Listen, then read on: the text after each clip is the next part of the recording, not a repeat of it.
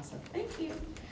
So once again, welcome, welcome, welcome. Good morning, everyone. I'm Candace Jackson once more, and I'm your moderator for today. I am, let's see, 8 or 9 year veteran, if you will, of the Heidelberg Project, which is to say that my encounter with the Heidelberg Project initially was as a grantor, and subsequently as a consultant, and now I'm also a member of the board of directors. So like our panel and many of you, I am certain, once you get connected, it's on, right? The relationships continue and continue. And so what I'd like to do is just remind us where we are. I feel like a stewardess on the airline. You are in driving and social community partnerships. If this is where you want to be, then you're in the right place. The other session is right across the hall. The session, I think, as Janine was saying, or it has been said, is designed to really catalyze discussion. And so my job is really to do exactly that, to make sure that what we're having today is an exchange versus solely a report out and note taking. We really want this to be a conversation, even though we have sort of the traditional setup. And so I'm going to probably move out of the way and probably sit there at a certain point. What I'd like to do is introduce our illustrious panel, most of whom you know and they know you. So I won't do too much in the way of introduction, and they will also talk about their work with the Heidelberg Project. So, and I'll say what Janine said, pardon me for reading a bit. So again, this is about art as a catalyst for social and community change. And so you're going to hear conversation that really speaks to different points of intersection with the Heidelberg Project. We are talking about social and community development, economic development, art as a medicine. We're also talking about art and politics. So we really want to make sure that what we're hearing today and what we're discussing is the way that different sectors intersect with the Heidelberg Project and lift up the Heidelberg Project's work, and the way the Heidelberg Project impacts these different sectors. And so our panel is here to do just that. So first we have Susan Mosey, Sue Mosey. Sue, you go by Sue, right?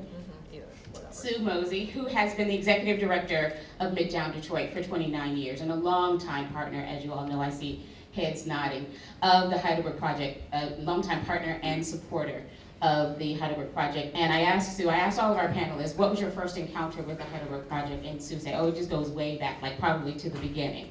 And so I think each of us will talk a little bit more about those encounters and the work subsequent to that. We also have Michael Stone Richards, who is a professor of critical theory and visual studies at the College of Creative Studies in Detroit, and also the recent chair, am I saying this right, yes, the Committee on Critical Studies at CCS. That is a mouthful, but you'll hear why very shortly. And Michael's first encounter with the Heidelberg Project was in 2006 when he visited the project. And like, again, most of us, it was on from there. We also have Marilyn Wheaton, who is the former director of the Detroit Department for Cultural Affairs, or Cultural Affairs Department, we say Department of Cultural Affairs in New York. And she's currently the director of the Marshall M. Frederick Sculpture Museum and has been since 2006. And Marilyn's first encounter with the Heidelberg Project was back in 1991, when early one morning, as we know and have heard, the city arrived to demolish the project. And that was the first demolition, I think, first demolition effort.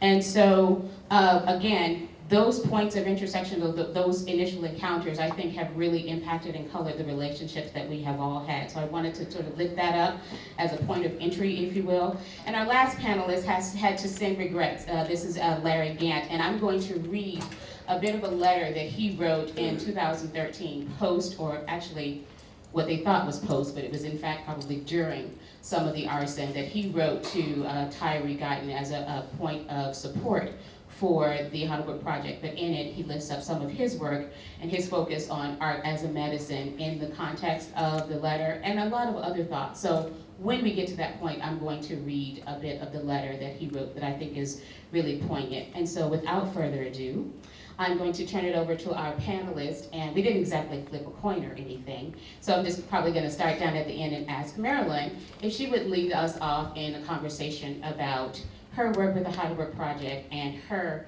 thoughts as it relates to driving social and community change. Thank you, Candace. I'm the pretty sure you microphones can't. on? They should be, well, no. Hello? That This is that on? was live? Is That it? one is not? Okay. Check. Is it working now? No. No. Only this one. Why don't we just? Yeah, we can move, or I can give you the handheld. Yeah. Would that be better? Okay.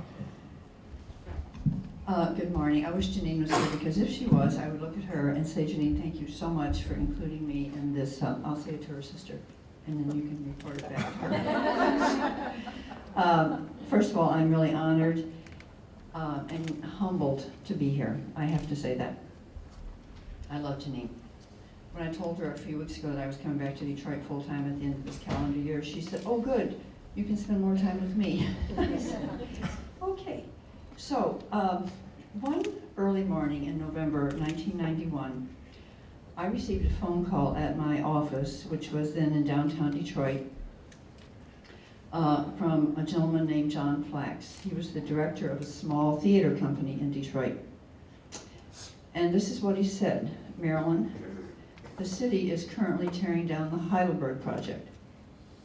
He said, can you do something about it? I was director of the statewide arts advocacy organization at the time, Concerned Citizens for the Arts in Michigan. I think maybe John thought that I would be concerned enough to actually do something about what was going on. I said, John, the only thing I can do is come there and be of support. So I left my office at 8 o'clock in the morning and I drove to the Heidelberg project. And by the time I got there, the city vehicles had left, and there were piles of debris that had been houses. I think as an artist himself, John Flax was horrified that the city would actually, in the stealth of the night, and with just 15 minutes for Tyree to remove whatever he thought he could get out, I thought John was horrified at an attempt to destroy this phenomenon that was called the Heidelberg Project. 30 minutes after I got there, I stood there and thought, how does this happen that a young artist, in that case Tyree Guyton, who grew desperately tired of decay and chaos in his neighborhood, and weary from the city doing nothing about rectifying that condition, I mean, year after year after year, nothing. He just thought, you know, I'm going to take this matter into my own hands, and he began to paint vacant houses with bright paint colors, and he brought discarded objects into the street where he built a public art project. I concluded at that moment that I was standing there that Tyree saw social and community change in a very different way than Mayor Young did at the time. I've had a lot of thoughts about why that actually happened over the years, but it's all speculation on my part, so I don't normally share speculation in public. But if you want to know my thoughts, I'll tell them to you later. And then just 1 year later, in 1992, a small group of Michigan residents nominated Tyree Guyton for the Governor's Michigan Artist Award, which was awarded by the organization I was heading up, Concerned Citizens for the Arts in Michigan. And in that nomination, the residents pointed out that Tyree, through his artwork, was having a very positive impact on a devastated community. And I will tell you, these were people who had just been reading about this in the media. They didn't actually know Tyree, but they were so taken with what one artist was doing that they nominated him, and he did receive the Michigan Artist Award that year. Although, I will tell you this, I wish Tyree was sitting here, I had to go to Tyree's house the night before the awards to convince him that no, it is not the governor who's giving this to you, he's handing it to you, but it was a group of citizens.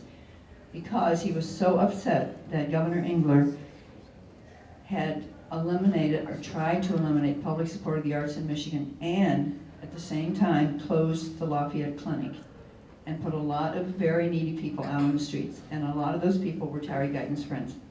So he was not in any mood to accept anything from the governor. He did, however, agree to accept it from the people. Is that not just a true Tyree Guyton story?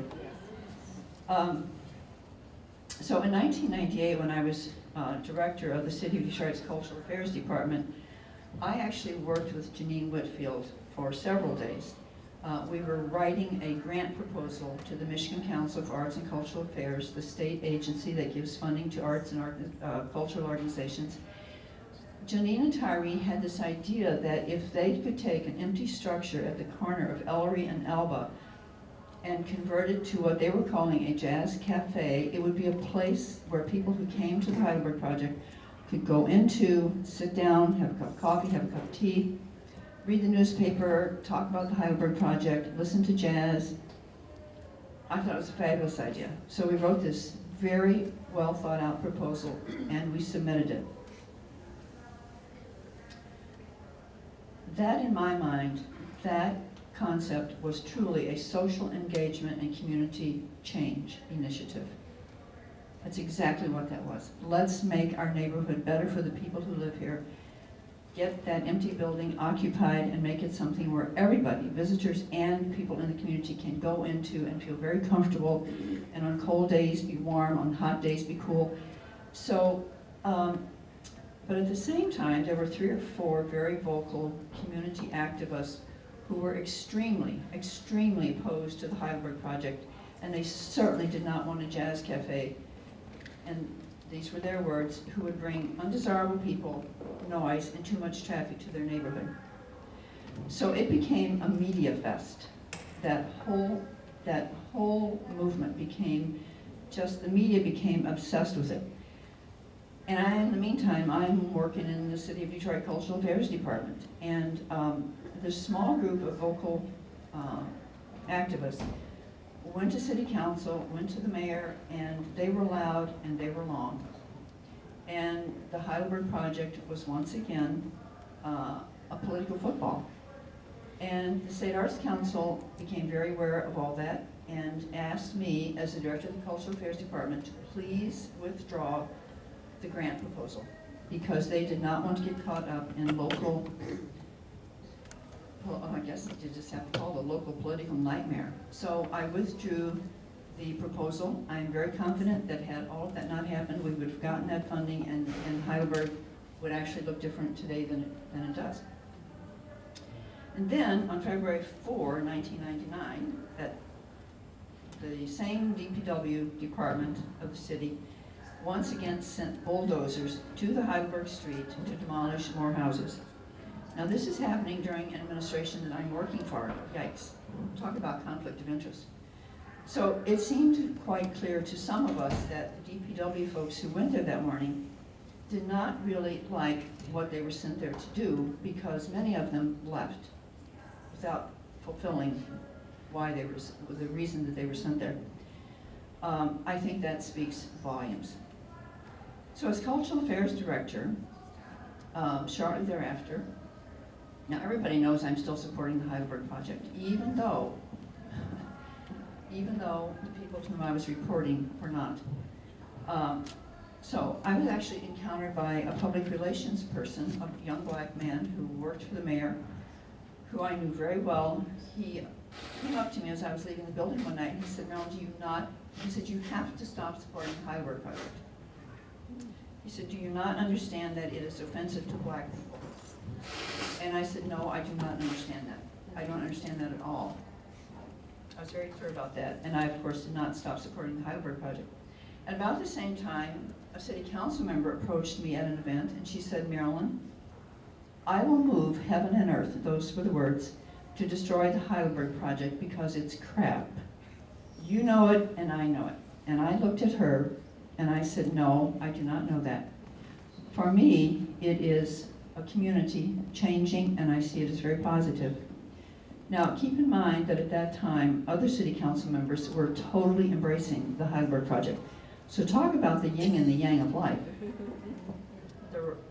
Heidelberg is just filled with yins and yangs. And then, in 2002, another mayor, every department in city government was asked to come up with ideas of how we could make the city cleaner and brighter and make, just in general, people happier. one of my staff had a great idea, and it was to take a DPW truck and have Tyree Guyton, or some artist, some Detroit artist, make it pretty and be out driving around so that people would equate garbage pickup with pretty. So I thought, well, my God, who else but Tyree Guyton could do that? So it was first embraced by the mayor, but then it was not embraced. And again, it was all being politically driven. However, we did stay strong, and on Thanksgiving Day, TikTok on the spot, that is what Tyree Guyton named the garbage pickup truck that had his art all over it now. It was in the Thanksgiving Day parade that year, and as Tyree and TikTok on the spot went down that street, there were applause, shouts of thank you, yin and yang again. A government that supports it, no, we don't, we made a mistake, but the people support it. So I don't know how Ginny and Tyree stand upright, because I would be dizzy all the time with the going back and forth. So driving social and community change is what Tyree Guyton has been doing for 32 years. The 2-block area that we know as the Heidelberg Project, and several blocks on all sides, is a changed community today. There are almost no burned out houses left. I believe, from what I'm told, that drug traffic and prostitution has been minimized. People of all colors come to Heidelberg Street to socialize. I mean, 2 years ago, the city's dinner en blanc, that big festival of white, people all wear white, and it's really a wonderful event. That's where they had that event. 500 or 600 people sat up their tables and chairs on Heidelberg Street because that's where they wanted to be that year. People that, they come to learn about the artist and his ideas. They come to take photographs and document it. And everybody I see there seems very happy and content and in learning mode. How can that possibly be wrong? In June 1999, my parents were in town from Missouri attending an annual event, and when they finished touring downtown, their bus driver said, "This is not on the itinerary, but I have to show you something that's very unique to Detroit." That night, my mother called me and she said, "Marilyn, we saw an amazing street art project today." I knew exactly what she was talking about. I said, "Oh, you saw the Heidelberg Project?" She said, "Yeah, that's what it was called." And then 2 years later, she just simply asked me, "Marilyn, how is that art project doing?" I said, "The Heidelberg Project?" She said, "Yeah." I said, "Well, just a few months ago, the city sent bulldozers again to tear down some houses." And she asked me this, why would they do that? This is my 80-year-old mother at the time in St. Louis, Missouri. I said, "Mother, it's politics. That is what it is. It's politics." She did not understand that at all. So it seems to me that when an individual or a group of individuals commits to driving social and community change, you better assume that they will be in that process for a very long time, like at least 32 years. For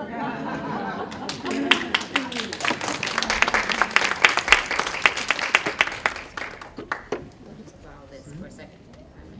Yes, Is this one live? yes, that is fine. Okay, great. Thank you, Marilyn. There are so many good nuggets and kernels in there. I just want to launch into some discussion and question, but what I'm going to ask everyone to do is write it down so that we can make sure that we can weave all of these wonderful discussion points in together as we move forward. So I'm going to, well, you already have the mic. I'm going to turn the floor over to Sue to give us her thoughts. Yeah, thank you. So I first visited Heidelberg just as someone straight out of planning school at Wayne State University during the Young administration, and was extremely excited by what was happening there, and also just as very much as concerned as Marilyn was at the time about really how politicized this was becoming in an area that clearly had not been given any attention for a very long period until Tyree decided to take on this particular project. Since I represent a very different area than the project area itself, we've not had a lot of direct engagement at the site. However, we've done some really fascinating projects with them in our district, and we've always tried to be a big supporter of sending lots of people and being an ambassador to that project. So We get many, many people who visit the cultural center. We own a small hotel, the Inn on Ferry Street. We send tons of people to this installation. It generates a huge amount of goodwill for the city, and of creative expression that people from all over are so energized by. So it has benefits beyond just the site. I mean, it's part of the DNA of the whole city's art scene, and it's a very important piece of what we can offer to visitors and locals alike. So it's a really critical piece. We got really engaged with them when we were running the Art X Festival for the Kresge Foundation.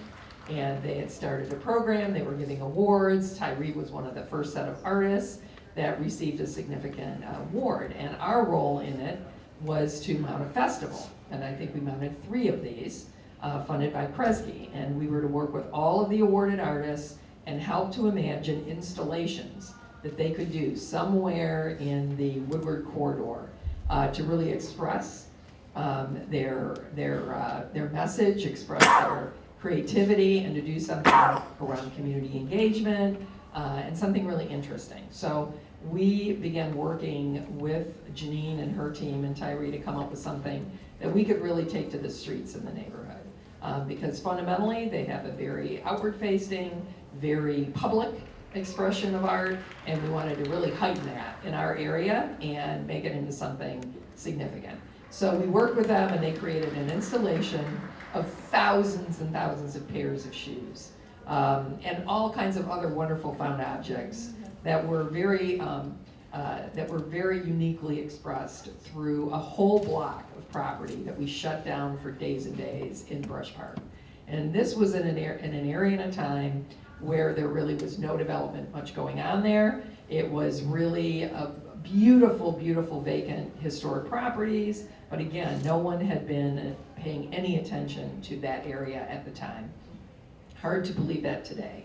And we coupled it with them with a really great art and public space workshop, and we were very fortunate to have funding to be able to really work with them to create something that was very large scale, very expressive, a lot of community engagement around all these shoes and what's this about and who's painting them and how is this engaging our community. And this was by far, out of the 90 installations that we did over this period of time, the most popular installation. I mean, it literally drew thousands and thousands of people to this site, completely energized by the intensity of the work, but also by being able to really think about, how this can relate to what you're interested in, right? Coupled with workshops and other things.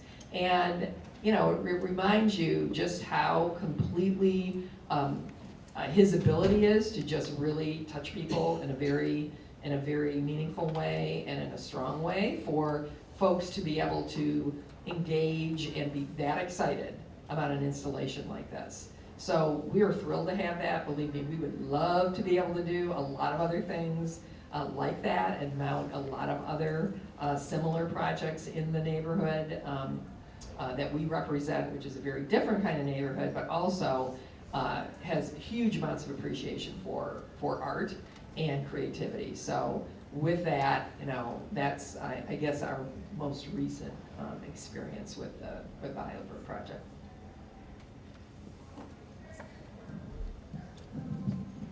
Thank you, Sue. I think that just one quick thought. Your remarks really highlight what we've been hearing and will continue to hear. Just a recurring theme about the Heidelberg project's power as an energizing force, the draw that it has, how it really evokes a visceral experience, whatever that experience is for an individual and for the community, be it one of incredible ownership or a feeling of, or a space that is polarizing for different reasons, that it is powerful in ways that we don't expect, number one, when we get there, and certainly in ways that we don't typically see I certainly don't typically see in art and cultural organizations. And so let's remember that, and we'll talk about that a little bit more. I'm going to turn it over to Michael. Candice, thank you. Thank you very much, Candice. Marilyn and Sue, I'm absolutely delighted to be on a panel with you. The I've known Marilyn for many, many years, thanks, in fact, to Aku Hidalgo, who is now teaching in Atlanta, heading a department, in fact, of theatre in Atlanta. So it was one of the great things for me to meet Marilyn here, and I'm absolutely delighted. And I live in a neighborhood that Sue Mosey has helped to create. So I feel that I know way too much about Sue, more than she thinks that I know. And of course, Tyree and Janine, I'm absolutely delighted and honored to be invited to join the panel today. We are supposed to be talking about art as a catalyst for a driving force for social and community change. I am both a historian of art and culture and a theoretician, a philosopher of art and culture, and that means that my job is to make life a little bit more difficult. So I'm going to be taking an approach that will be somewhat different, that I hope will leave us with certain memory, because I'm going to touch on that theme in the heart of my presentation. I'm going to touch on that question of gentrification, which I'm going to say up front, I think is largely misconceived in the conversation around in Detroit. But first, allow me, I arrived here in 2006. I was then living in Brooklyn. I had a couple of job offers. One was here. In fact, I had a job offer at Colorado College. And as I was getting on the plane at JFK to come to Detroit for my second interview to meet the president of the college, Rick Rogers, in those days when phones were still called flip phones, I got a call from Colorado offering me the job. So I absolutely knew that I had a job. I could go to Detroit and enjoy myself, which means be naughty. When I got to Detroit, it was my second interview, and I now feel comfortable saying I absolutely hated the first interview. It was one of the strangest things of my life, but I'm also so extraordinarily grateful that I came back for that second interview. By the way, if you're going to interview people, don't interview them in the dead of winter, when the first time when there is no one around, no students, no faculty, no colleagues, it's dark. It really doesn't help give you a nice impression of the place. And when I came back the second time, in early February, there was light, there were students, and the students were wonderful, and I had an amazing conversation with the president of the college, which helped to change my mind about coming here. But one of the things that helped to make up my mind to come here rather than to go to Colorado was precisely my sense that something was happening on the art scene here. MoCAD was not yet open, was about to open. And one of the few things that on the arts, though I was hearing things about the art scene, one of the few things with which I was already familiar was there were certain poets, certain writers that I knew of, and I wrote to them to see if I could open a conversation. And one of the few things that I knew of was the Heidelberg project.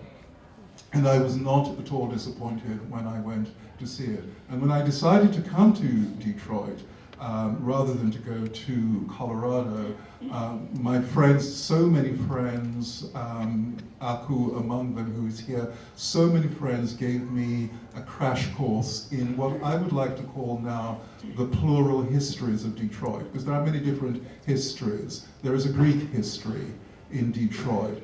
There is a Polish history in Detroit, as well as a black history. There's a Native American history in Detroit. And I think it's really important to bear in mind this concept of what I call a plural history in Detroit. And of course, top of that list was the Heidelberg project, which really was very compelling.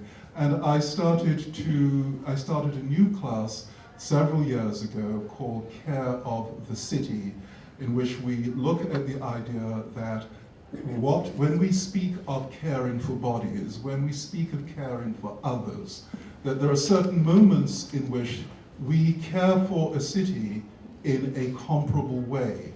Most times we don't think about a city as needing our care, But there are certain moments of crisis typically, when suddenly the city is revealed as something that is in need of our physical presence. And that we begin to care about the city, in fact, in precisely the same way that we care about a body. That is to say, with the work of the hands. There are times, everyone in this room lives in a community where we're constantly being asked for money for the arts or money for something. And there are times when, you know what, all that's needed is to send a check. That will do, and they will leave you alone. But there are other times when in fact it is not a check that is needed. It is your presence that is needed. It is your presence. And that presence we also call solidarity. I'll remind you of the name of that great union movement from the 1970s and 80s in Poland, Solidarność, which is solidarity. Because precisely what solidarity means is to be alongside, right? To be present. And these are all synonyms for care. And one of my prime examples for care of the city to explore with my students was the Heidelberg project. And I would create juxtapositions that, in my hope that these juxtapositions would at first not make sense, and indeed I didn't know necessarily what I wanted to do with them, but the idea was to try and short circuit normal, sort of straight linear thinking about it. And I remember, and I would, whenever we visited the Heidelberg, we would take the road down Mount Elliot to the Elmwood Cemetery, which is one of the most beautiful places in Detroit. And it's surprising how many people don't know about it. It's where the rich and the great and good are buried. It is beautiful, extraordinarily well looked after and manicured. And there's an expression that one of my students used that I've never forgotten. And he said, "Isn't it amazing that the dead are looked after better than the living?" Right? Never forgotten that expression. So the Heidelberg was part of my helping me in my orientation to think about Detroit as a body. Now, the next thing, and I want to read just a couple of lines from a famous sonnet by Rilke. The first thing that struck me in the first of many, many visits, and I now feel comfortable enough to talk about it in public and write about it, is that the Heidelberg is a collection of homes. That's the first thing. And I don't think enough attention is paid to this fact. It's a collection of homes. It is therefore a vernacular architecture. And it is a home, there are homes that have been voided, that have been emptied out, that have been lost, of another concept that I think we should discuss much more, that have been lost. What has been lost to them is a sense of domesticity, right? That we take domesticity for granted, but in fact, if we do not have a regular kind of domesticity, we cannot develop a healthy psyche. And there's this sonnet by Rilke which is called Autumn Day, in which towards the end of the sonnet, Rilke writes, "Whoever has no house now will not build one anymore. Whoever is alone now will remain so for a long time. Whoever has no house now will not build one anymore. Whoever is alone now will remain so for a long time." And what that struck me, that poem helped me to think through, is what it is that we've lost in those homes.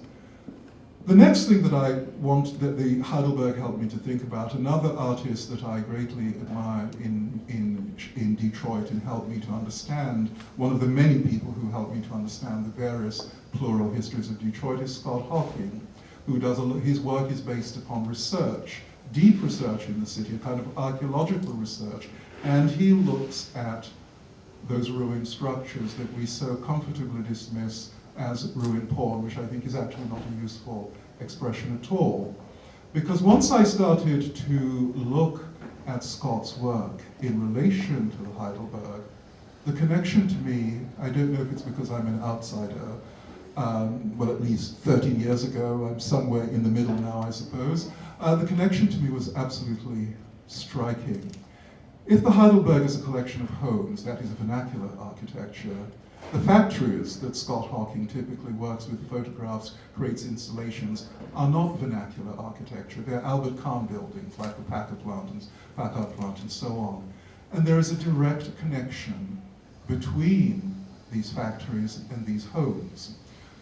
When we talk about ruins in Detroit, I've never heard anyone come up with something that I would regard as an adequate definition of a ruin.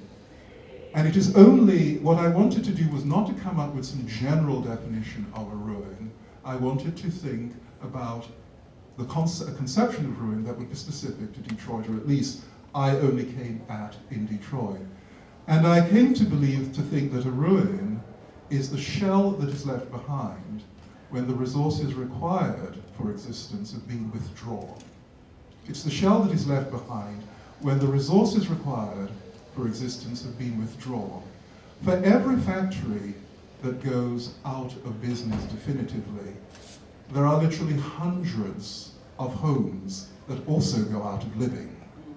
And it is the direct connection between the vernacular and the non-vernacular that then says when the non-vernacular architecture goes, then all of the things that we expect of home, domesticity, comfort, and interior life, what Janine was talking about, what is within, also disappear as well, until we are left with a shell.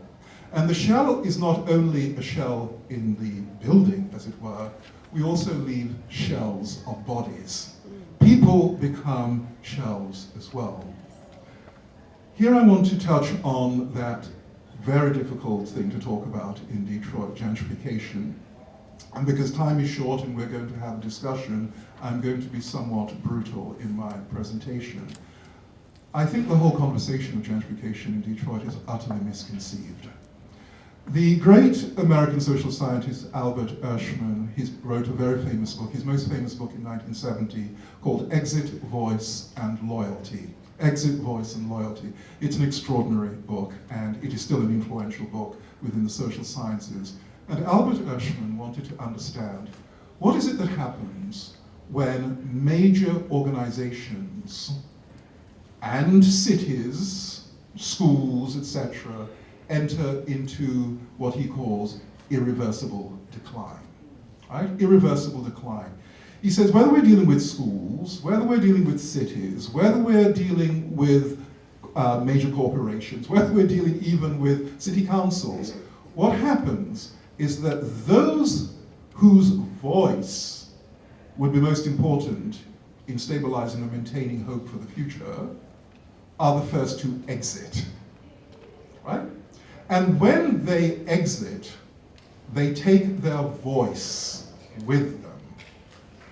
And with the exit and voice, we have lost the loyalty to a place. And at each phase, the process of decline is increased. The rate of decline is increased. That is a schematic, brutal way of saying what Hirschman's argument is. Those whose voice would be most important in stabilizing a particular place or institution, they're the ones who have the option to leave, to exit, and they exit. And in a way, the Lower East Side is a perfect illustration for that, because this community, this black community, was a mixed community of professionals and working people until 1948, when the Supreme Court declared restrictive covenanting unconstitutional. And when that happened, then in the 1950s, we see the exit of black professionals from that community. This happens all over the city, all over the country. And there begins a process of irreversible decline.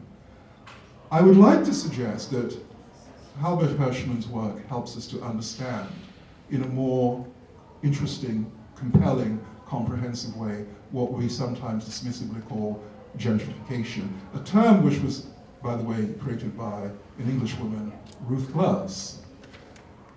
What Hirschman helps us to understand is that what we call gentrification is in fact the re-entry of voice and loyalty to a place. If there was exit, there is now a re-entry. And art plays a crucial role in this, because art is one of the things that enables people to begin to go to places that they otherwise would not go to, places that they would otherwise feel uncomfortable in. Last night I went to an event organized by Jane Shulak at Culture Lab Detroit, the Senate Theater, 6242 West Michigan. I am not ignorant of West Michigan, but it was the first time that I went to the Senate Theater. And it was the first time that a lot of our friends went to the Senate Theater. And everything was done to make sure that we would be comfortable, because you're going to park and you're thinking, where am I going to park? Oh, look, there are two really nice people telling you where to park. Oh, our cars will be okay, right? Because you speak from a family that has been broken into twice, which I think is not too bad as far as that goes, okay? So we now know that area. We now know the Southwest. We now know the Heidelberg. Art becomes the mechanism for attracting people to neighborhoods. Art becomes the mechanism also for reinvestment. Let me say this very quickly. There is a very odd psychoanalytic term, cathexis. It's a Greek term that Freud never used. It means emotional attachment towards something or someone. Freud never used any Greek equivalent in his German. The word that he used in German, Besetzung, perfectly ordinary German word that means investment. We invest in things, we invest in businesses, and we invest in people. That's exactly the point of this ordinary expression. And when we have an exit from a community, there is a loss of investment in every sense, psychological, emotional, as well as financial. When we have a reinvestment within a community, then we have new sense of emotional attachment. This is what is happening as people are coming back and in fact bringing their voices back into play. To this extent, my final comment, and everything else I'll leave for discussion, is one of the things that immediately struck me, and joyously so, about Tyree's work. There is a lot that's dark in the work, but there is a lot that is playful. There is a lot that is playful. The teddy bears are ambiguous, but they are teddy bears. There are record players, the polka dots. And if you have I have a picture where I say, if you have polka dots, then you must have a polka dot dancer. And the next picture is of a guy dancing on the polka dots. Or people, every time I take my students there, somebody wants to do hopscotch on the polka dot. The work is playful, and I'd like to suggest to Marilyn that when she quoted the black official who said that it is offensive to black people, I would like to suggest that a traditional black American way of thinking about art, that doesn't mean everyone thinks that, is art as uplift. And it's therefore stuff that belongs in museums and galleries. What there has not been traditionally enough of, I think there is a lot now in contemporary art, and Tyree was out there, is a sense of art as playfulness. And Tyree's work is playful, and I think that that is one of its attractions. There is, as I've said, a really powerful side as well, but it is playful. And that playfulness is one of the things that attracts people and gets them to reinvest in that neighborhood. And that reinvestment in the neighborhood then becomes an image for how one might become reinvested in Detroit as a whole. Thank you.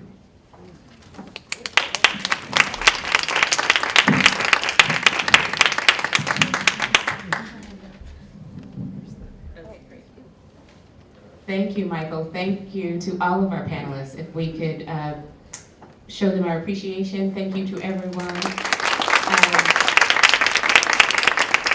So, home, loss of resources, decline, and the exit of voice, and the re-entry of that voice, using art as a catalyst to reinvest, to recommit, and juxtaposing that with art as a form of play, or playing through art, I think are really, again, really, really interesting and powerful thoughts to discuss, and we are going to do just that. I want to follow that up, however, with some thoughts from Larry Gant, who would have been our fourth panelist, again, sends his regrets. He, as I mentioned, or I didn't mention this, is the professor of social work and of art and design at the University of Michigan, Ann Arbor. And I did say that his work really infuses art as a medicine, or connects art and community-based interventions that really focus on dispelling health or eliminating health disparities and creating health equity and access. And so 2013, November 2013, I guess he was asked, or he felt compelled to write a letter of support for the Heidelberg Project, and sent this letter to Tyree, and the letter has lots of thoughts, but there were a couple of thoughts that I thought were particularly powerful and poignant, and I imagine that some of us have already know part of what I'm going to read, but I wanted to lift it up because I also thought it was another interesting point of intersection that doesn't specifically speak to art as a medicine, but I think that tangentially it does. So I'm going to read it because it comes directly from the Heidelberg Project. So he writes, in thinking about this letter of support that I wanted to create for the Heidelberg Project, I certainly had conversations with my students, and they had a lot of thoughts about, again, this was during the course of the arson, a lot of thoughts, a lot of words of support for the Heidelberg Project and for Tyree. But I also thought, Larry speaking, that I needed to go back to the project. Had been several times, but I just needed to go back and feel the space again in order to really think about what I wanted to say in this letter of support. And so he said, what I saw and noted, and what grounds this brief note, was the following statement, which is located in no fewer than 3 locations in and around the project, which is why I say I'm sure all of us have seen this. And it reads, the work of the Heidelberg Project and its founder, Tyree Guyton, and other contributing artists are protected under the United States Copyright Act, Title 17, United States Code. All copyrights, moral rights, to the extent that such rights are protected under applicable law, and any and all rights to register and maintain copyrights in the creative works of the Heidelberg Project are strictly enforced. Please respect the rights of our community and of our artists. Photos and videos may be taken for personal and educational purposes only. Commercial exploitation is strictly prohibited. Please do not photograph any of the residents. Please do not park in front of the residences. Thank you for visiting us. How many of us have seen that? Remember that? So what he writes in response to that placard, because he's seen it before as well, but somehow it struck him differently this time. He writes, what a powerful statement. I take words to mean that essentially, not only the works, but the surrounding neighborhood suffused with the works is essentially a copyrighted creative work. I just thought that was so dope to use that word. Again, and he goes on to say, you have, in my eyes, facilitated the evolution of the neighborhood and art to the neighborhood as art and creative work. Thus, the community essentially is protected under the Copyright Act. Let me read that again. Thus, the community is essentially protected under the Copyright Act. That is simply incredible. So with that, lots of layers and lots of points of intersection. What I want to do is turn it just for a moment before we have more discussion with our panelists about their thoughts, the juxtaposition of their work and their intersection with the Heidelberg Project. I want to ask you, and I'm going to move. Can I have that microphone? Of what you've heard in the last 40 minutes, and then we're going to keep it rolling. Tell, just through 1 or 2 words, to seed our conversation, what thoughts or what notions have risen to the top for you? What's been particularly poignant for you? What is top of mind for you? What is in this moment, whether it's always been for you at the Heidelberg Project or whether it's a new thought? What is particularly compelling? And we'll discuss it more, but I just want to get some thoughts to, again, seed our conversation. Hello. Can you hear me? Is this amplified? I can't tell. Yes, okay, great. So just put a little bass in it. Thoughts, anyone? And you can yell it out, but I'll have the mic in case you want to use it. Yes. Just off the top, off the dome. Influence. That's Influence. one word that comes to my head instantly. Influence, and also the idea that what you conceive, you can. I'm sorry, Jesse. Achieve. Like he thought this, and look where we are right now. Right. Thank you. Did everybody hear that? Okay. And then I'm gonna actually just pass it so that we can make sure we all hear. It's a sacred, magical place. Straight to the back. I think Maine had her hand up. I just want to add to this, both thanks to all of you, but the word communication and the importance of communication being in plural ways. Pass it over. I enjoyed that you talked about the irreversible decline of a place. And I also thought about investing and reinvesting in a place, but also reinvesting in the people. Correct. And I think if we are certainly at a moment in time that what art has the potential to help people think about reinvesting in themselves. It doesn't mean it's going to change it, but it certainly made me think about what art can do, as we see the city of Detroit is now investing in what all cities around the world are doing, murals.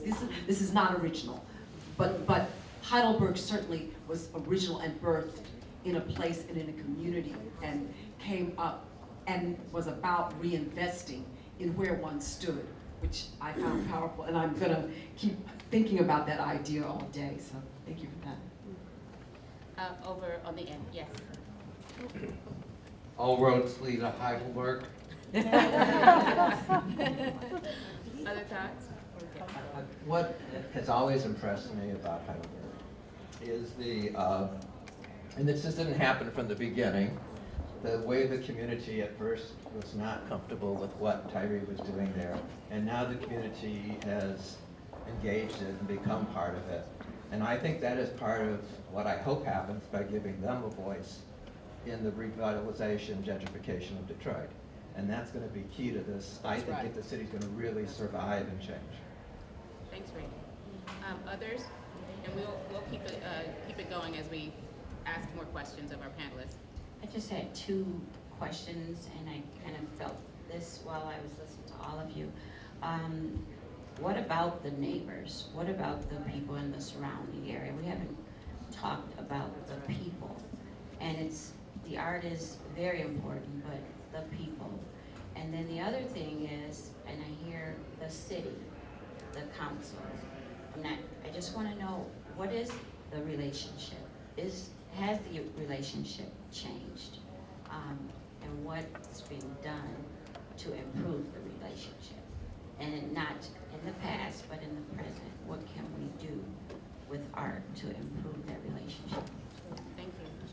Pass it back, and I think there was a comment up here, and then we'll turn it back over. I want to address the question because this is a huge one on our plate, is understanding the community. I think what's dynamic now, most people in the community did not really care for the project, but there was another unspoken group in the community who, just by mere fact that the project was allowed to exist, that is spoken support. But a lot of people in the community were not interested in going to fight for or against the Heidelberg project. Today, the city is now giving people in the community permission to support the Heidelberg project. And I think that deserves a little bit more discussion. But I will say to you that if the city was throwing rocks at the Heidelberg project, then that spoke to other people that helped them to feel a certain way. But then again, now that there is support for the Heidelberg project, there is also a change and a shift in support by members of the community, those that are still there. But it's an ongoing matter. It takes love, it takes support, and it takes that example of the young man cleaning himself up and showing up and feeling like he is a part of something. Thank You you, can talk Jenny. more about that. Can you pass the mic right behind you? Yes, I would like to add my little comment to that because I'm in the arts. I also sat on the Detroit Entertainment Task Force. I dealt with the city councils. I went to the schools with my program, art program. And I can still say we are still not there. Even our political, there's too much politics in the arts. And it needs to be eliminated. Because those people that's in the political arena don't really understand artists. And so therefore, we're not pumping. Now, there's an artist here in Detroit named Herbert Massey. Have anyone ever heard of him? Yes, Yeah. we all have. He did the unveiling of his art at Coble Hall.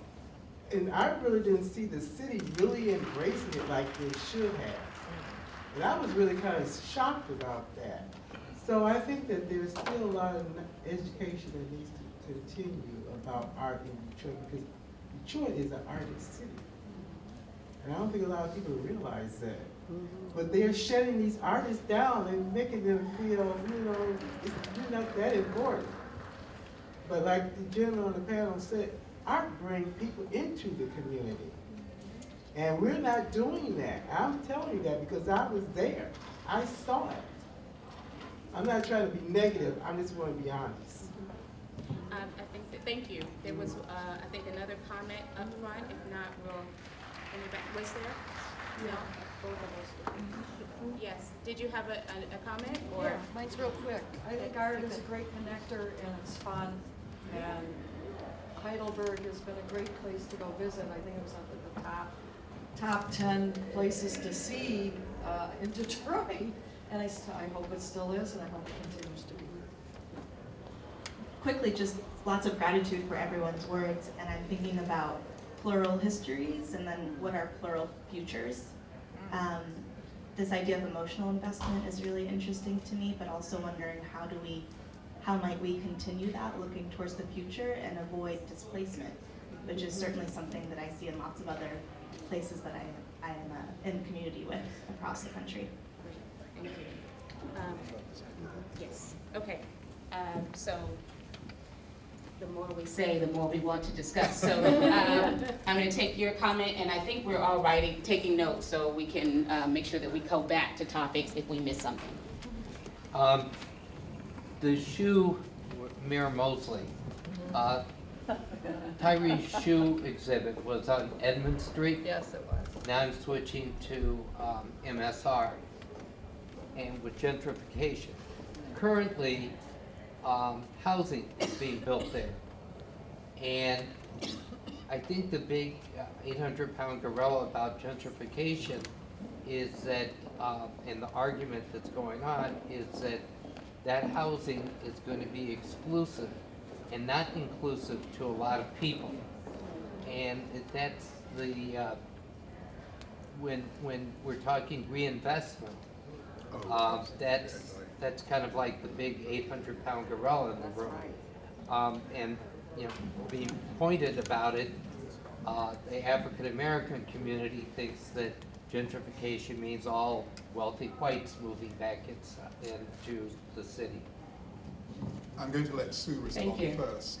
Yeah, I'll be happy to respond to that. So, as you know, the city has issued in that particular neighborhood, the city owned almost all the property. They issued requests for proposals and they determined who they felt best suited to redevelop the property. And you have a large mix of developers actually, with Bedrock being the big one, but you also have some minority developers who've got some very key sites. You've got some other affordable housing developers that are going to be doing 50% of their units on their sites as affordable. So it really, it's a big mix. Bedrock is doing a big senior housing development that's almost done. So you actually will see a mix of housing in there. But, it's a very, very difficult issue with housing, because you can't afford to take these vacant buildings or build on these sites if you're doing all affordable unless there's a ton of that subsidy available, which there's very limited, and there's a lot less available into Detroit because the population is greatly, less. And it's all those funding formulas from the feds are based on population. So that's one just sort of problem in terms of the need is greater, the money to make it work is less. And that speaks back to what happens when you are in a spiral, right, of devalued real estate in a city. So that right off the bat is a yin-yang, right? When you have some of the most need, you have some of the less reality ways to make that work. So that's one dynamic. The other dynamic is rents are rising, and even though there's still in our district, which still holds most of the affordable housing in the city of Detroit, because we are the urban renewal district for the city. We were. So we still have tons of affordable. About 30% of all the units in Midtown are restricted affordable units. And recently there's been some significant new projects. KS Plaza with 47, we created 56 in the Strathmore building. We're creating some others in some other buildings. So there is, development happening on all sides. The biggest problem is rents are going up. So we started a program, luckily that Ford and Kresge Foundation funded, and it's called Stay Midtown. And it is for anyone who's in the area. We include Midtown, New Center, some of the North End. If you have a housing burden of over 30% and you are between 30 and 80% area median income, we are offering rental subsidies. And we have over 100 households in the program. We just got funded for another 50 households. And we can help you for 3 years. And while we're helping you, we're also looking to get you into a newly renovated or new constructed rent-restricted unit, which you can stay in for at least another 15 years, if not perpetuity. So, because we're aware of everything coming new, we can sort of help you over that, but we're building you a bridge for 3 years, right? To help figure out a better outcome for you and your family. So this is a very innovative program we designed about a year ago. It's very popular. We need help getting the word out too, but we've done a lot of direct mail, and it is for the Woodward corridor because that's the area experiencing most of the rent pressure. And then the other pressure we've had is undergraduate students. Like they really can't get those $500 slumlord units anymore. Too much. There's still a few of them. But mostly now you have to pay $700 to $800 if you're a student and you're trying to find an apartment. And there's very few, even at that level, that are available. So that's why Wayne is building the 852 new units. They just built 60 dorm beds for theater students right across from the Hillberry. That's why CCS is under construction with 100 dorm units right now. And there are some other special products that are coming that will be more communal, a bit more communal living, that will be cheaper. So there's a variety of different, ways people are trying to deal with that issue. But when buildings get renovated, new buildings get built, and this is why you're seeing this in every urban district in America, there is real costs to that have to be borne somehow, either through subsidy or through rental payments. And that's, it's a very difficult landscape to try to create strategies that help every piece of the public who really wants to be in certain areas because they're either living there or they're either going to school there or they grew up there. You have to consider all of that. And it's difficult. We need more sources of funding to be able, I think, to make it all work really well. But there are programs and there are subsidies that have been deployed and are continuing to be deployed for that. One of my neighbors is Jed Halbert, who until recently was in the mayor's cabinet, and a lot of these things that Sue is talking about are familiar with me. I think one of the things we should do, I once went on a tour of my own neighborhood, by the way, organized by the DIA. I think we should also organize a tour of social housing in Midtown, because there's absolutely way more social housing than most people realize. The question about, I want to approach this in a slightly different way, particularly in relation to the question of plural futures. I want to go back to Ruth Glass, because my argument here is gentrification is not the problem, poverty is the problem. And that for every neighborhood that undergoes gentrification, there are dozens and dozens of neighborhoods that are worse off at the same point. And this is a problem.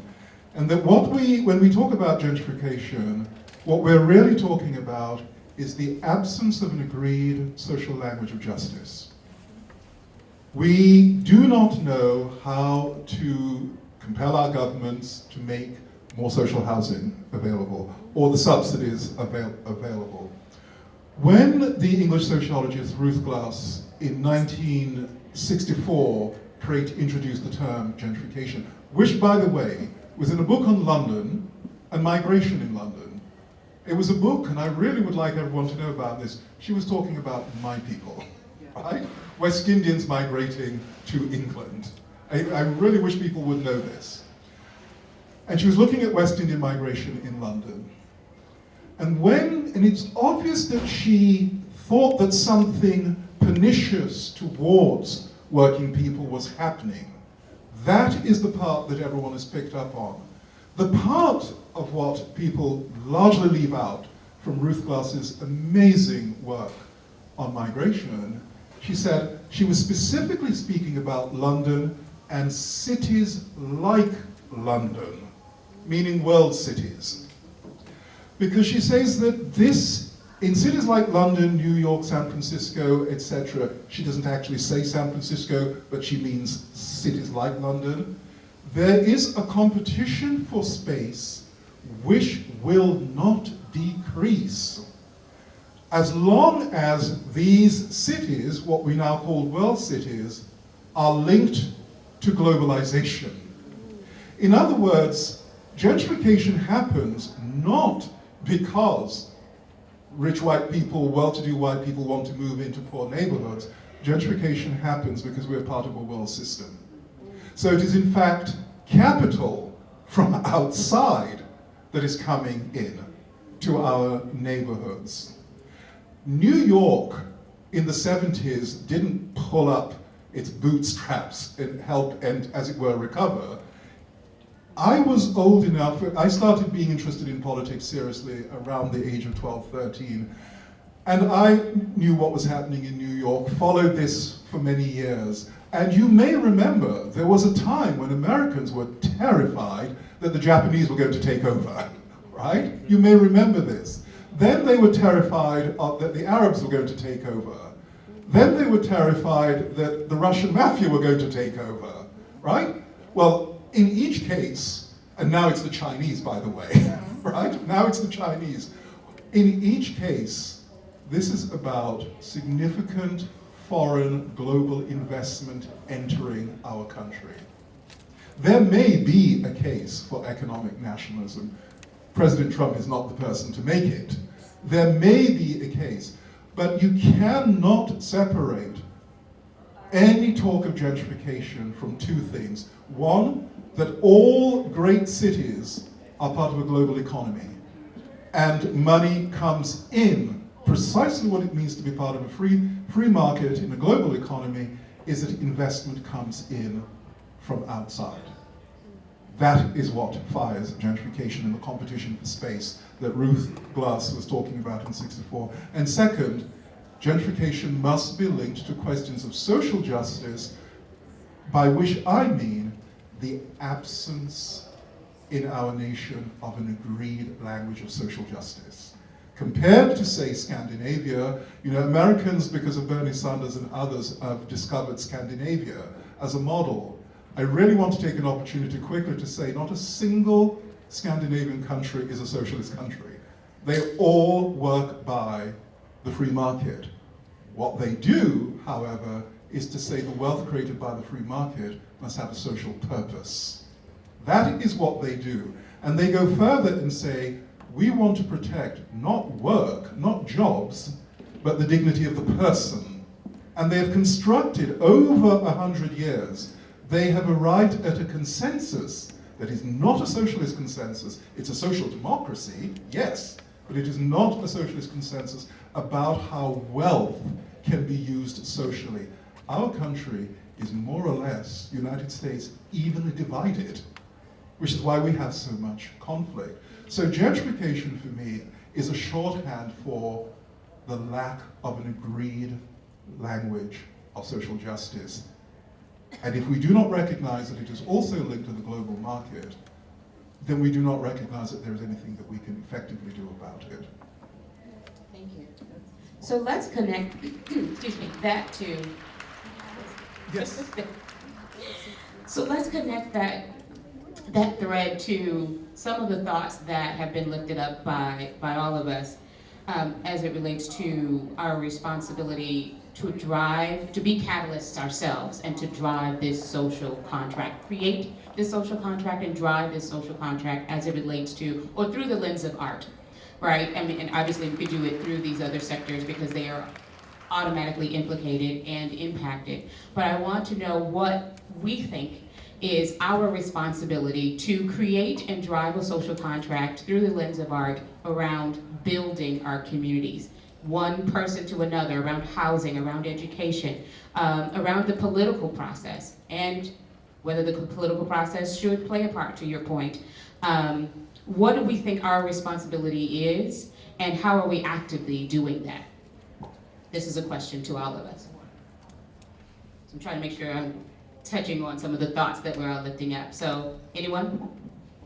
I'd like to just throw resources in there too. It's being critical to really continuing to make sure that the arts are really front and center in the revitalization effort and in the voice in the city. And like everything else, even though artists can be extremely creative in terms of how they can mount an important exhibition or important street installation, there's still costs involved in that. And luckily we have had the Knight Foundation in Kresge doing a lot more in the space, getting money spread all over the city.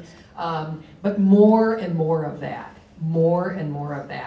would, I think, yield even more results for neighborhoods and that connection that artists are making with important social justice goals. So, I mean, to the extent we can just have more of some of the things that are working, that are helping individual artists and collectives of artists work together. Small dollars compared to the big subsidies to build housing and things like that, but they're very catalytic and they're very meaningful to a lot of people. And they get in that psyche and that history of what people care about in their cities, and I think just more of that would be a good place to start. Other thoughts? I'm gonna pass this mic on this side, and so just hang on to it. If I can ask, yes. Hello, my name is Victoria. I'm here from the University of Musical Society in Ann Arbor.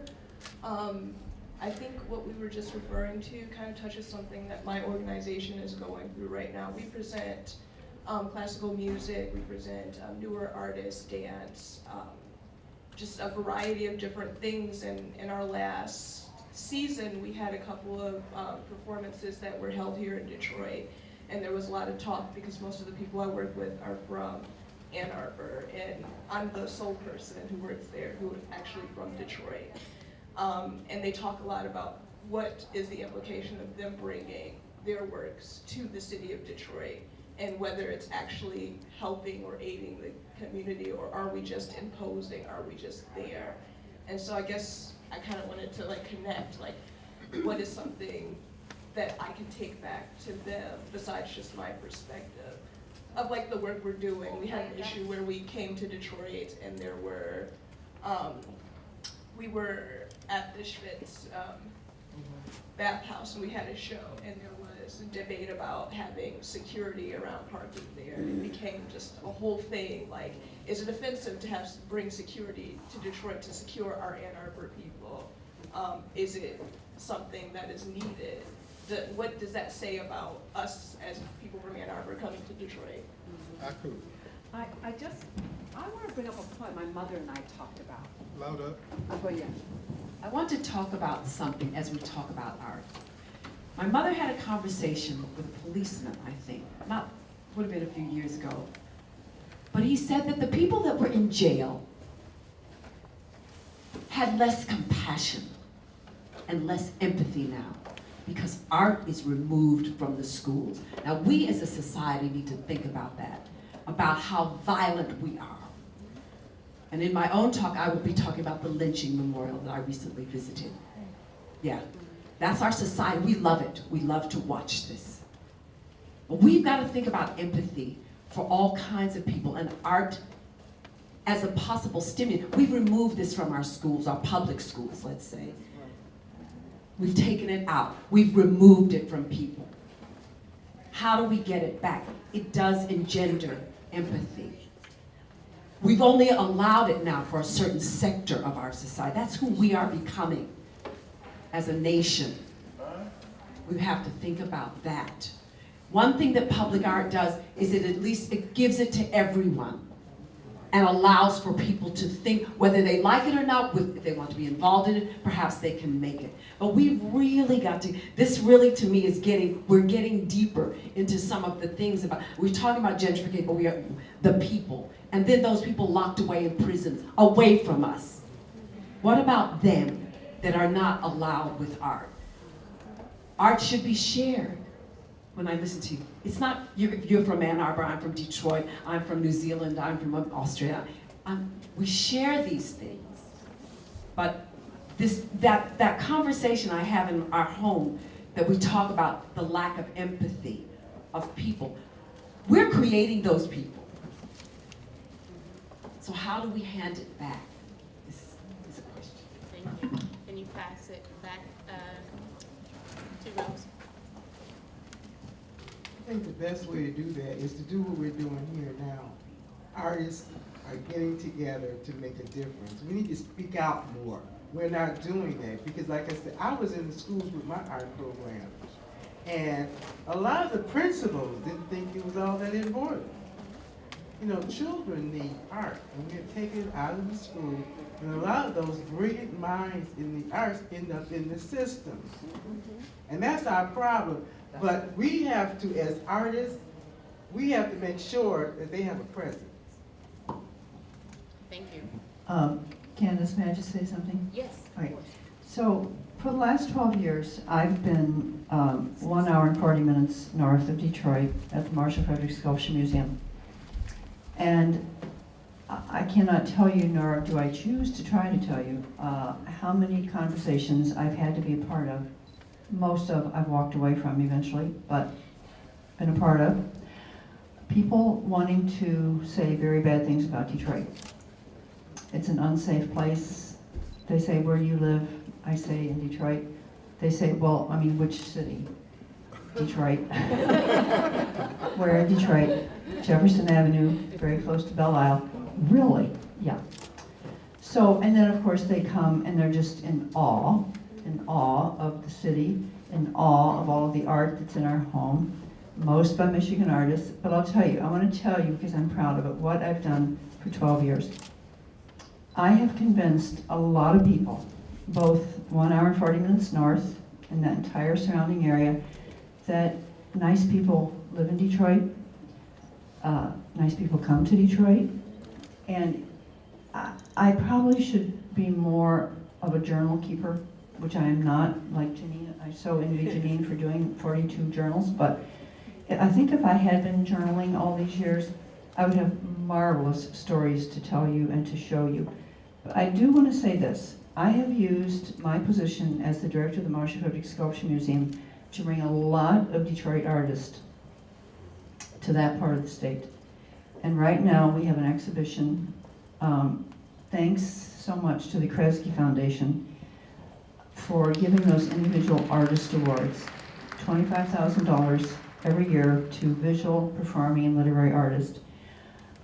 I have right now 18 of the Kresge visual artist works in the Marshall Frederick Sculpture Museum celebrating the spirit of Detroit's 60th anniversary.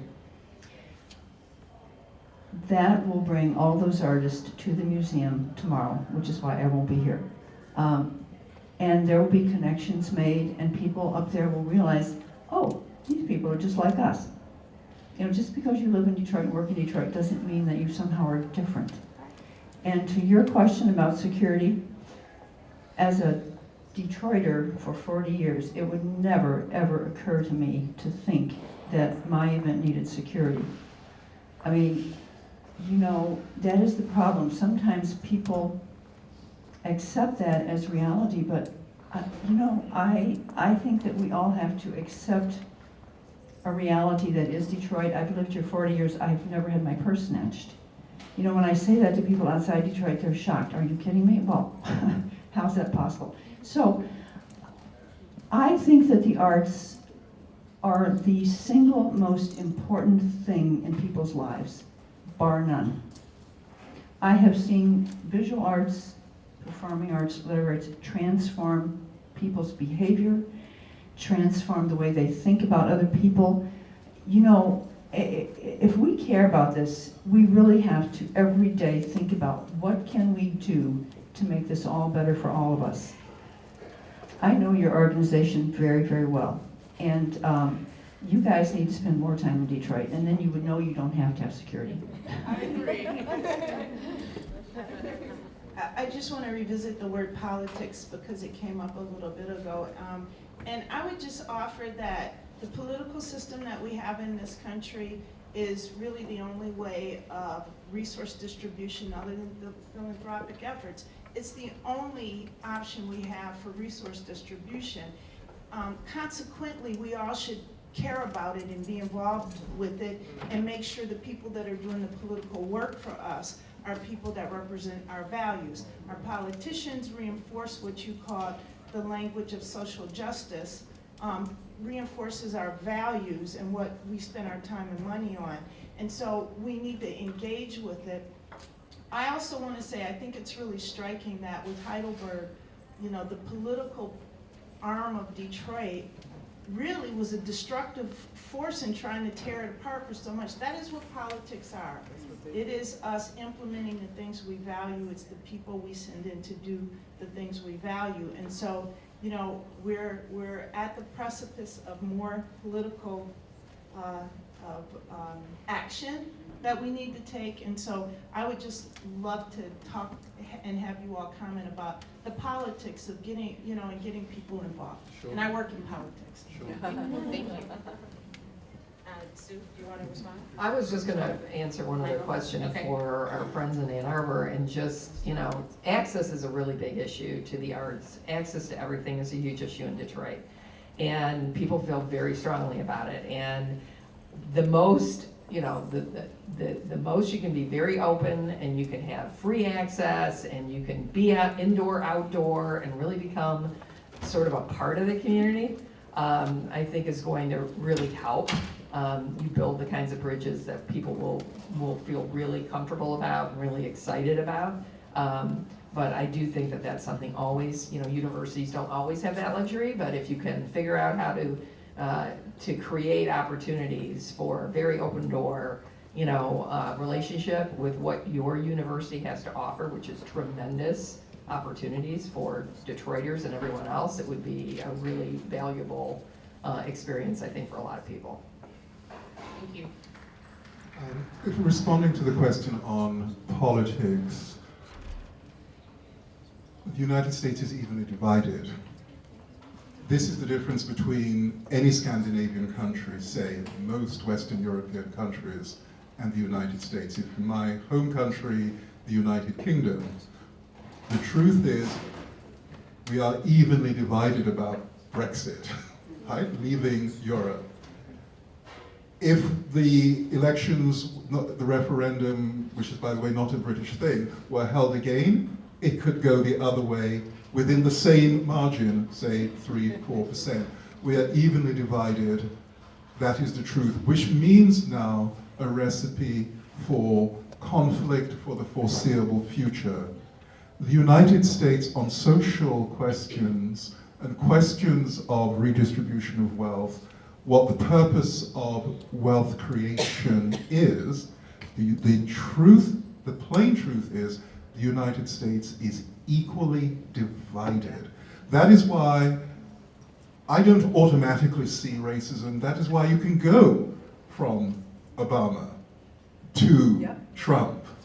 And we'll see in the next 25 days, who's counting, for the midterms, what this will mean. We will swing backwards and forwards because at a certain level, a structural level, it's not about Obama, it's not about Trump.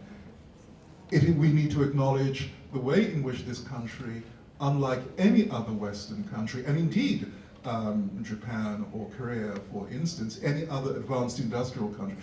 You know, every advanced industrial country in the world except the United States has what Americans insist on calling socialized medicine. And Japan is not a socialist country. Germany is not a socialist country. Korea is not a socialist country. There is no other advanced industrial country that manages its healthcare in this way. We are evenly divided.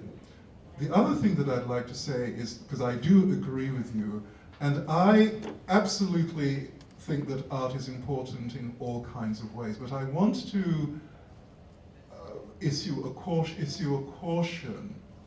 Much of what we talk about when we talk about art, I value individuals, but I do not I value art as having certain types of social and cultural functions.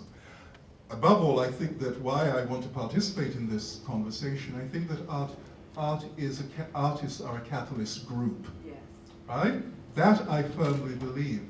But ladies and gentlemen, almost everything that we attribute to artists, really, we should be attributing to citizens, not artists. I am not looking for artists to save me. I believe all of this that we're talking about has demonstrable effects. I believe that people feel better when they are living in a city that is artistically and spiritually enriched. I believe that. But I do not believe that artists have a special role in anything. It's citizens. If we're talking politics, it is citizens. Almost everything that we attribute to artists, we can and should attribute to citizens. So, because it's citizens who have political responsibility. An artist does not have any particular responsibility, and I'm not going to go to an artist for insights on politics, thank you very much, or economics or anything else. It's citizens who have political responsibility, and if you believe in the idea of a modern republic, then we should all be participating citizens. So the question becomes then, what is it that stops so many citizens in this country from participating in the political life of the country? Thank you, Michael. I am getting it is time, and there's still so much to discuss. I see your hand in the back, so I'm going to bless you with the last comment of this session. But I will just say that most of us, or at least half of us, I think, are also presenters. And so a lot of what we're discussing, I believe and I hope will be reflected in our respective panels. So yay for that. I'm looking forward to continuing those conversations. I just want to make sure that some of the thoughts that we lifted up that did not get addressed, that you press forward with those thoughts, because there are notions of what it means to be in and confronted by a polarizing entity or a polarizing force, if you will, and what our responsibility is to continue to press forward with our value system and to further that value system even at the expense of some part of who we are, presuming, as Janine said, we know who we are. But what does that mean when it comes at the expense of your work, at the expense of your personage, at the expense of who you are and how you're perceived in the environment? And to, I believe, Michael's point, but I feel like it was reflected in all of the discussion today, what is the result when the voice re-enters the conversation or re-enters a community and continues to, or decides to reinvest in that community? Because that also means there's that tension and conflict and opportunity with the voices that were always there. So with that, I want to say, and I want to make sure that I get your comment, but just in case we get booted right after you say it, that I want to say thank you to Marilyn, Sue, and Michael, and to all of us for the conversation. And I'm going to pass it back to you. I'm sorry, I don't know your name, but I will in about 5 seconds.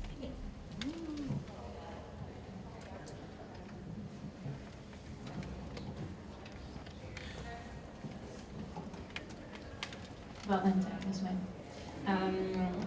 Just to go back to your question about politics and your answer about politics and the divide in this country, one thing that is never addressed is the fact that thousands of people in this country are on visas and therefore cannot be considered citizens, have no right to vote even if they pay taxes.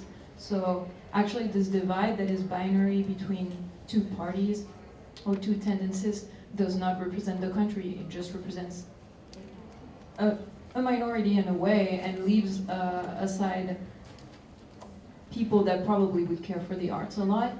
But then I really believe, just like you said, that it's more a matter of us or citizens or people, local, I would say, people living in a country. And that's why probably it's the thing that I took from this talk is this notion of care for the city in the same way we care for bodies.